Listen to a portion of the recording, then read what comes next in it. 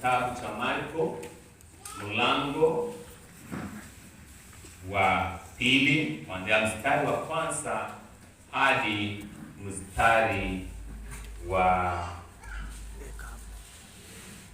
12. Na kwa uwezo wa Bwana naenda kusoma. And when he had returned to Capernaum after some days, it was reported that he was at home. And many were gathered together so that there was no more room, not even at the door. And he was preaching the word to them. And they came bringing to him a paralytic carried by 4 men. When they could not get near him because of the crowd, they removed the roof above him, and when they had made an opening, they let down the bed on which the paralytic lay. And when Jesus saw their faith, he said to the paralytic, "Son, your sins are forgiven." Now, some of the scribes were sitting there questioning in their hearts, "Why does this man speak like that? He is blaspheming. Who can forgive sins but God alone?" And immediately Jesus, perceiving in his spirit that they thus questioned within themselves, said to them,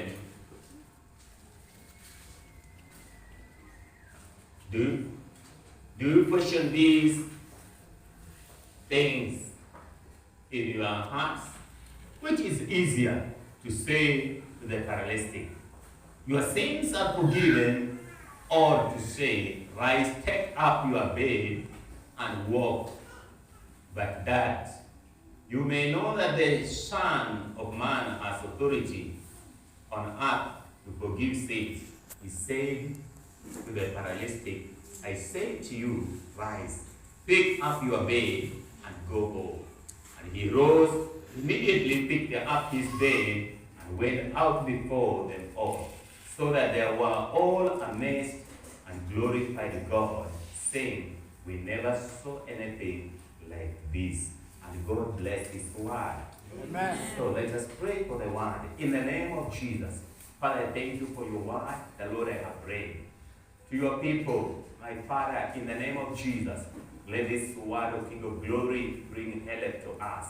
Help me, Father, as I preach your word, that you may anoint me and accept it, Jehovah God. Father, me and this one that are before you. In Jesus' name I pray and believe. Amen. Nataka kunena na wewe kuhusu mambo manne katika ujumbe huu. Nimesoma katika kitabu cha Marko mlango wa 2 kuanzia mstari wa kwanza hadi mstari wa 12. Jambo la kwanza nitakaonena na wewe ni kuhusu neno lile tumehubiriwa katika ibada ya kwanza. Jambo la pili nitaenda kunena na wewe kuhusu upendo. Jambo la tatu nitanena na wewe kuhusu kugharamika. Na jambo la nne nitanena na wewe kuhusu imani. Na basi neno la Mungu linasema katika kitabu cha Marko 2 mstari wa kwanza hadi mstari wa 12. Kuhusu Yesu Kristo akaingia Kapernaumu tena. Maana yake alikuweko Kapernaumu wakati mwingine.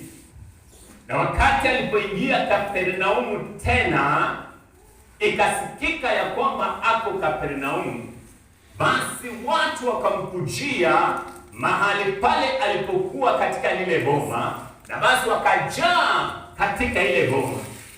Na baada ya kujaa katika ile boma, kukakosekana hata nafasi hata kwenye lango. Na kisha akaanza kunena nao neno la Mungu. Akawa ananena nao neno la Mungu. Ninataka kunena na wewe mchana wa leo kuhusu neno la Mungu. Kwa sababu gani? Neno la Mungu inasema ya kwamba ni hai na lina nguvu. Bwana asifiwe sana. Neno la Mungu ni hai na lina nguvu. Katika kitabu cha Waebrania 4 mstari wa 12 tunaambiwa ya kwamba na mtu aliyeandika kitabu cha Waebrania ya kwamba neno la Mungu ni hai na lina nguvu kuliko upanga, ni kali kuliko upanga unaokata kuwili. Inakata mpaka kufikia mahali roho na moyo inakutania. Inaendelea kukata mpaka kufikia mahali mifupa na mafuta inakuja pamoja. Inachambua mawazo na fikira za mwanadamu. Hilo ndio neno la Mungu lile ninataka kunena na wewe asubuhi hii ya mchana huu wa leo. Na neno la Mungu Biblia inasema katika kitabu cha Mathayo 24 mstari wa 35 ya kwamba dunia, mbingu na ardhi zitapata kutoweka, zitapata kupita, lakini neno itabaki. Bwana asifiwe sana. Amen. Yaani dunia tunamoishi hii na ardhi, mbingu zitapita, lakini neno la Mungu linaenda kubaki. Na neno la Mungu tunaambiwa ya kwamba katika kitabu cha Mathayo 14 mstari wa 29 ya kwamba neno la Mungu liko na uwezo hata ya kubeba, liko na uwezo hata ya kubeba. Wakati mmoja Petero na wanafunzi walikuwa katika mashua, na wakati walipokuwa katika ile mashua, Yesu Kristo naye alikuwa anatembea kwenye maji, na walipomuona hawakumtambua Yesu, wakadhania kwamba ni pepo, wakashikwa na hofu na uoga. Na Yesu akatambua ya kwamba wako katika ile hali ya kuogopa, akawaambia, msiogope, ni mimi Yesu. Na wakati Yesu aliposema hivyo, Petero akasema ya kwamba kama wewe ni Yesu, niite nikuje mahali huko. Na Yesu akamuita kwa neno moja, kuja. Na wakati alipoondoka katika ile mashua, akakanyaga kwenye neno, na neno ikaenda kumbeba akielekea mahali Yesu Kristo ako. Na wakati alipoendelea kutembea kwenye lile neno, basi neno ikatoweka katika mawazo yake, na akaanza kuona hapo kwenye maji, akaona mawimbi, na alipoona mawimbi akaanza kuogopa na akaanza kuzama. Nataka kukuambia mpendwa, wakati neno la Mungu litakapotoweka katika maisha yako, katika mawazo yako, katika moyo wako, utaanza kuingia katika dhambi, utaanza kuzama katika dhambi. Kwa hivyo ni heri ukaweze kuzingatia neno hili, likaweze kukua ndani ya maisha yako, ukaweze kutembea neno, ukaweze kuongea neno, ukaweze kuhubiri neno, ukaweze kuimba neno, ukaweze kushuhudia neno. Kwa maana neno ikitoweka unaanza kuangamia. Neno ikitoweka unaanza kuangamia.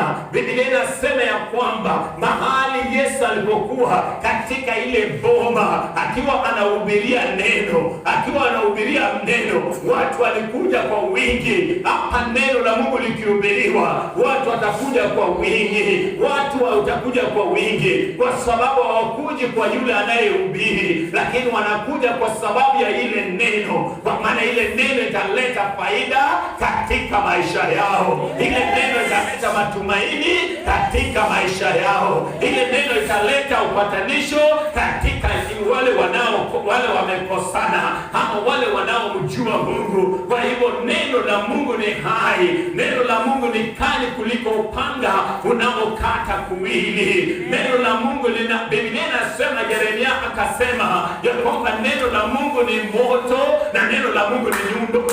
Bwana sana.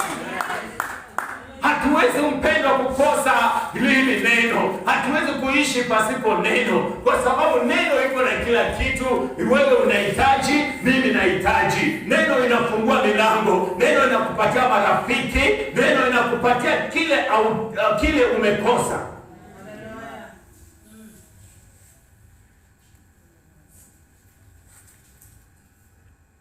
Katika mji wa Kapernaumu, jambo la pili tunaona mahali pale, tunaona kulikuwepo na mtu aliyekuwa amepooza, na kwa sababu ya upendo. Bwana asifiwe sana. Ambia mwenzako upendo. Upendo. Kwa sababu ya upendo, wale waliyekuwa katika mji wa Kapernaumu wakasikia kwamba Yesu ameenda, Yesu hapo katika boma fulani anahubiri neno. Wakawa wanasema ya kwamba kama Yesu hapo Kapernaumu, kwa sababu ya upendo tunaenda kubeba mgonjwa wetu, tunaenda kubeba mtu aliyepooza. Unajua, mtu akiwa mgonjwa, watu wanaintend kumwogopa, watu wanaintend kumtoroka, wengine wataki kumkaribia, kwa sababu kuna magonjwa mengine ukiwa umepatikana nayo, unakuta kwamba hata watu waliyekuwa marafiki wako watakutoroka na ubaki peke yako na neno. Wao watu waine wakasema ya kwamba kwa sababu tunampenda mwenzetu, kwa sababu tunampenda mtu wetu, hatutawacha kufe mahali hapa, tunaenda kumbeba tumpeleke mahali Yesu Kristo ako. Ilikuwa ni kwa sababu ya upendo. Mpendwa, upendo Biblia inasema katika kitabu cha Korintho wa kwanza 13 mstari wa kwanza, ukiendelea kusoma Biblia inasema ya kwamba nijapoongea na lugha ya wanadamu na lugha ya malaika, kama sina upendo, mimi ni debe iliyotupu inayopiga kelele. Mimi ni kama kengele inayopiga kelele tu. Mimi nataka kukuambia, kama hauna upendo mpendwa, wewe ni debe unayepiga kelele tu. Hata ukihubiri mahali hapa viwete watembee, lakini hauna upendo, hautambulikane na Mungu, kwa sababu Mungu ni upendo. Kwa maana jinsi akatoa mwanao wa pekee, akaja kafa msalabani, ili mtu yoyote amwaminie asipate kupotea, bali apate uzima wa milele. Mungu alipenda ulimwengu, na Mungu alituachia ulimwengu, alituachia upendo. Mungu alituachia upendo. Yesu akatuachia upendo. Yesu akatuachia upendo. Nimekuja kukutangazia mahali hapa ya kwamba ukaweze kupenda mwenzako, ukaweze kupenda mwenzako kama vile unavyojipenda. Tukipendana mahali hapa, hakuna chochote kile hatuweze kukafanya. Tukipendana kama taifa, hakuna chochote kile hatuweze kufanya. Ukinipenda nitakuombea, ukinipenda utaniombea, nikikupenda nitakuombea, nikikupenda nitakusaidia, nikikupenda nitakutembelea, nikikupenda nitakuigiza. Upendo ndio ufunguo mpendwa. Upendo unastiri wingi wa dhambi. Upendo unastiri wingi wa makosa. Ukiwa na upendo utaona makosa. Ukiwa na upendo utaona makosa. Ukiwa na upendo, nataka kukwambia kwamba utakaa kama watu waine, utakaosema ya kwamba hata kama yeye amepooza nitaenda kumbeba, hata kama yeye ni mgonjwa nitaenda kumpanguza, hata kama yeye amelala njaa nitaenda kumnunulia chakula, hata kama yeye ako na shida nitasimama pamoja na yeye, mahali atakapoenda nitaenda pamoja na yeye. Hiyo ndio upendo Mungu anataka katikati yetu, kama jamii ya reconciliation, kama jamii ya Wakristo, ili tukapate kupendana. Wakati tunapopendana kuna kitu inatendeka, kwa sababu wingi wa upendo unastiri wingi wa makosa. Na hiyo inapatikana katika kitabu cha Wakorintho wa kwanza 13 mstari wa kwanza hadi wa pili, na Petro wa kwanza mstari wa 4 hadi wa 8 hadi na mstari wa mlango wa 4 mstari wa 8. Ina Petro wa kwanza 4 mstari wa 8. Love covers multitude of sin. And John chapter 3 verse 16. For so God loved the world that he gave his only begotten Son, that whoever believes in him may not perish, but may have everlasting life. God wants us to love one another. God wants us to love our church. God wants us to love our leaders. Mungu anataka tupende kanisa letu, tupende viongozi wetu. Mungu anataka tupendane sisi kwa sisi. Tupende jamii zetu, tupende jamii zetu. Hilo ndio kile jukumu Mungu ametupatia kama kanisa. Ili tunapofanya hivyo tutampendeza. Na basi jambo lingine tunaona ni imani. Baada ya hao watu wanne kukuwa na upendo licha hiyo, wakamwendea yule aliyepooza, wakambeba, wanampeleka mahali Yesu alikuwa. Na walipokuwa na mbeba, wakafika mahali pale, katika ile boma kulikuwa kumefurika mpaka kwenye mlango. Hakukupatikana nafasi. Wakajaribu mbinu zote, wakaambia waliyekuwa mahali pale, tafadhali tupatie nafasi. Angalia, tuko na mgonjwa, hata katika hali mbaya, hata katika hali mahututi. Lakini wale pia nao wakasema, hata nasi pia tuko na magonjwa yale yametuleta mahali hapa. Wengine wanasema ya kwamba hata sisi lile neno lile linahubiriwa mahali pale, tunataka pia kulisikiza pasipo kusumbuliwa. Wengine wakakataa kupeana nafasi, wengine wakakataa kuwasaidia, wakati wanakataa kupatia nafasi ya kazi, wakati wanakataa kusaidia, kuwa na mbinu mbadala, kuwa na njia nyingine. Walipokatazwa wakasema ya kwamba tunaenda kujitolea, we are going to sacrifice, tunaenda kujitolea, tutaenda kugharamika. Wakasema tutagharamika. Kwa sababu gani tugharamike? Kwa sababu ya mgonjwa wetu, kwa sababu tunampenda, kwa sababu ugharamike, kwa sababu ibada ikuwe safi, kwa sababu ibada ikuwe na breakthrough. Kuna mtu aligharamika, akawa amejinyima usingizi, akawa anaomba akawa anafunga na kuomba. Kuna mwingine aligharamika afanye mahali hapa pakuwe pasafi. Kuna mwingine aligharamika akapanguza viti. Kuna mwingine akagharamika akanunua hii pulpit. Kuna mwingine aligharamika akanunua vyombo. Kuna mwingine akagharamika akanunua viti. Je, wewe ninakuja kwako nikikuuliza, umegharamika kiasi gani katika kazi ya Mungu? Umegharamika namna gani katika kazi ya Mungu? Pasipo kugharamika vitu haitakuwa sawa. Pasipo kugharamika watu hawatabarikiwa. Inatakana ugharamike, kwa sababu wale watu wanne wakasema ya kwamba kwa sababu ya upendo tunaenda kugharamika, na kisha wakagharamika. Wakasema tutapanda juu ya paa, na walipopanda juu ya paa wakatoa mabati, wakatengeneza shimo. Wakasema ya kwamba mumetukataza nafasi ya kumpitia Yesu Kristo, lakini tumegharamika. Kama ni kulipa tutalipa baadaye, kama ni kufungwa wacha tufungwe, lakini bora mgonjwa wetu afike mahali Yesu hapo. Wakamteremsha yule mgonjwa waliyekuwa wamembeba na mkeka na kamba ile, wakamteremsha mpaka mahali walipofika kwenye Yesu, mahali Yesu alipokuwa. Na Biblia inasema niseme ya kwamba Yesu alipoona imani yao, alipoiona imani ya watu wanne, hakuona imani ya mgonjwa, hakuona mgonjwa. Yesu aliona imani ya watu wanne, akaona imani ya watu wanne, akaambia yule aliyekuwa amepooza, dhambi zako umesamehewa, dhambi zako umesamehewa. Nataka kuambia mahali hapa mpendwa, unaweza kusababisha mtu dhambi zake zisamehewe, unaweza kusababisha mtu dhambi zake zisamehewe. Utakapogaramika, utoe fedha zako, uchukue mtu na upeleke kanisani,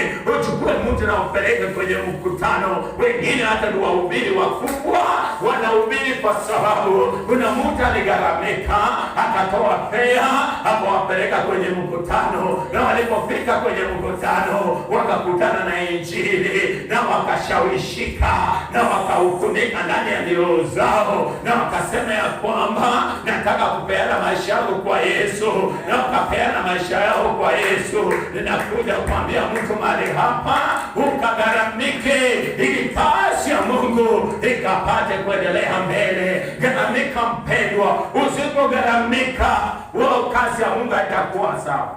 Amen. Baada ya kugaramika, tunaona imani.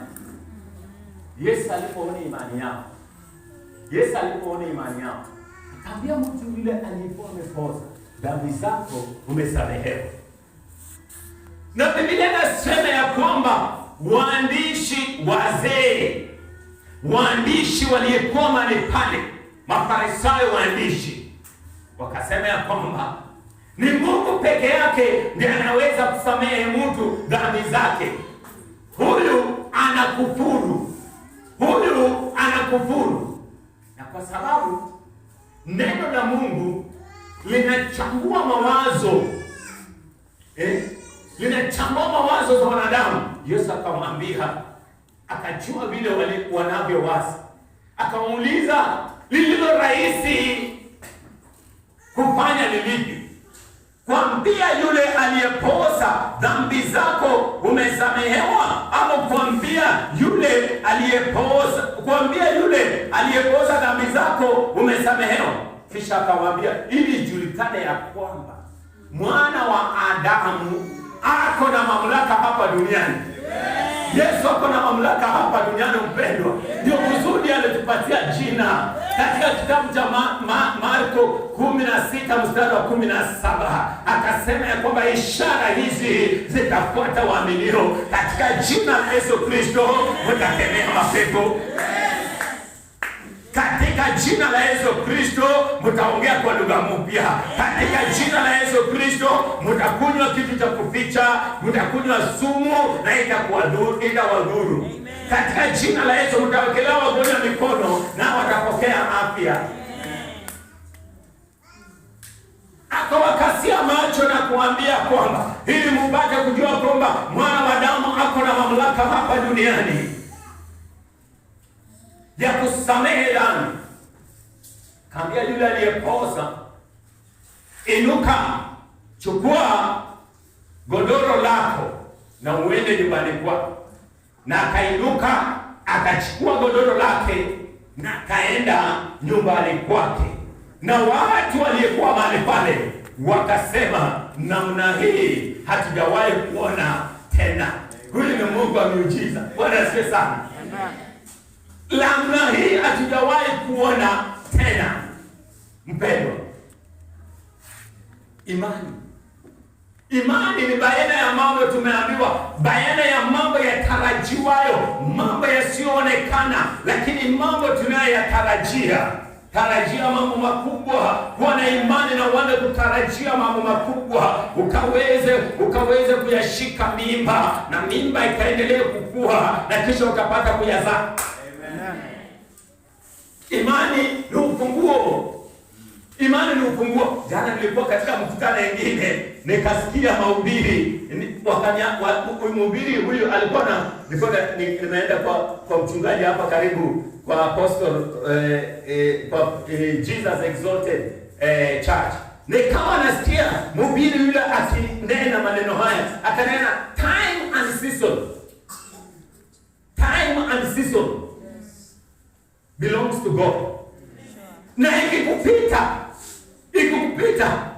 Oh my God. Uta regret. Time and season. Alikuwa anasema kwamba kuna wakati Mungu analeta nyakati hizo katika maisha yako. Na unasema unangojea. Unatamani zikuje lakini zilishakupita. Wangapi walikuwa huko? Time and season. Kwa hivyo nyakati zako ni hizi sasa. Nyakati zako ni hizi. Usiwache hizo nyakati zikupite. Kwa maana ikikupita utakuja kutamani hizo nyakati, lakini zilipita. Wale ulikuwa nao unakuta kwamba walichukua hiyo wakati ilipokuja katika maisha yako. Alipata ile kitu, lakini wewe hukukosa kujua hiyo nyakati. Na hilo neno ikanibariki sana. Wewe nimetaka kuambia mpendo kuhusu pepo. Tumehubiriwa hapa pepo. Na tukaambiwa umuhimu wa pepo, tukaambiwa umuhimu wa imani. Tukaambiwa ya kwamba imani baina ya mambo yatarajiwa katika Hebrews chapter 11 verse 6, tukaambiwa ya kwamba without faith you cannot please God. Umwendee Mungu lazima amini ya kwamba Mungu wako na Mungu ndiye anayepeana kwa wale wanaomtafuta kwa bidii. Tumehubiriwa hapo kwa sababu ya kwanza. Imani. Mungu anataka tuwe na imani ndogo kama dahari tu na tutaamrisha vitu. The book of Matthew chapter number 17 verse 20. Kuwa na imani ndogo tu kama dahari ya mbegu na utaamrisha vitu na zitapata kutoroka. Zitapata kupeana njia. Mpendwa, nimetaka kuambia uzingatie mambo haya manne yatakusaidia katika maisha yako. Ukazingatie neno la Mungu. Musa akaandika katika kitabu cha Psalms 119 verse 11. Musa ndiye aliandika. Akaandika, Bwana nimeficha neno lako ndani ya moyo wangu ili nisipate kutenda dhambi. Na anaendelea kusema kwamba neno lako ni taa ya miguu yangu. Ni taa ya miguu yangu. Bali pengine hapo katika hiyo tena hiyo na nini amesema. Zaburi imeandikwa na watu wengi. Zaburi imeandikwa na Daudi, imeandikwa na Musa na watu wengine hapo wengi. Sio mtu mmoja ameandika Zaburi. Kwa hivyo mpendwa, nataka uwe na imani ya kwamba tunaweza kuleta mabadiliko katika Kayole. Uwe na imani ya kwamba area hii inaweza kuwa na ibada service mbili. Watu kuingia na kuondoka, waende wengine waingie, wangojeane wengine wamalize. Tukiwa na imani inawezekana. Kwa hivyo nataka kumalizia hapo. Kuna mahali nilisoma kwa WhatsApp. Mtu alikuwa ameandika hivi. Alikuwa ameandika hii hadithi. Na kwamba kulikuwa na mtu, mama mwingine alikuwa mjamzito. Akaenda akakaa chini ya mti. Alipokaa chini ya mti na akawa na kiu. Kisha akaona maji yanatoka juu inadondoka chini. Akaenda akachukua kikombe akaweka pale. Maji ilipofika katikati ya kikombe, akienda ukunywa, wakati anaenda kushika ile ndege katoka huko ikapiga ikaanguka chini. Akakasirika na hiyo ndege tena akatega. Tena wakati imefika katikati tena ndege ikakuja ikapiga ikaanguka chini ikamwagika. Tena akatega. Tena ndege ikakuja ikapiga mara tatu. Mama akakasirika na akatafuta mawe. Na akalenga ile ndege na akaua ndege. Baada ya kuua ndege ndio anaona nyoka inatoka juu ya mti inateremka. Mama akasema kwamba nimeua ndege, kumbe ningekunywa sumu. Hii kumbe ilikuwa ni sumu inadondoka. Na mimi nafikia ni maji. Huyu mtu alikuwa anasema kwamba wakati wengine sisi tuko kama yule mama tunaua ndege, yule amekuja kutusaidia. Yaani tunakataa Mungu yule amekuja kutuokoa. Tunaamua, tunachagua kuchukua Mungu alikuwa anasema kwamba Mungu anaweza kukatasa kitu, lakini unaona kama amekukosea. Anakatasa, ukijaribu hivi unaona na ukatasa.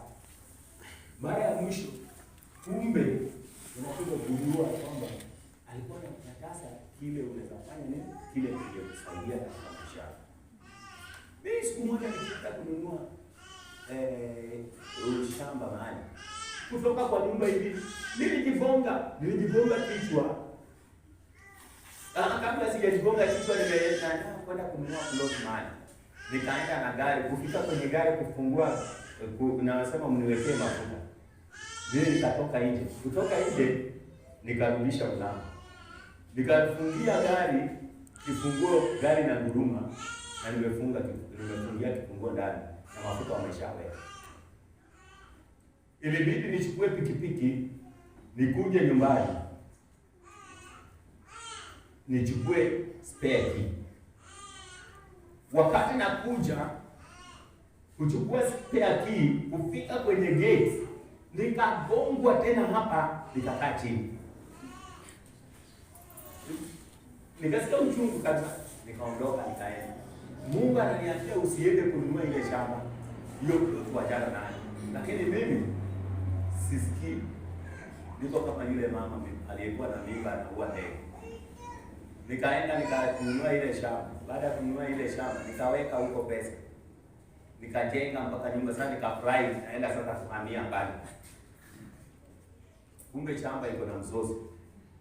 Tingatinga zilikuja, zilibomoa kila kitu mahali pale, na pesa zikapotelea huko. Na sio pesa kidogo, pesa mingi, zaidi ya milioni na zikapotelea huko. Tulikuwa na maisani huyu Pastor Benesa, aliruka siku moja kwa ukuta mpaka akaanguka kwa bome ingine, polisi wanakukuza watu. Mungu anaweza kukatasa mpendwa, mpaka ukue macho. Usikize sauti ya Mungu kabla hujafanya kitu. Mungu atakuona.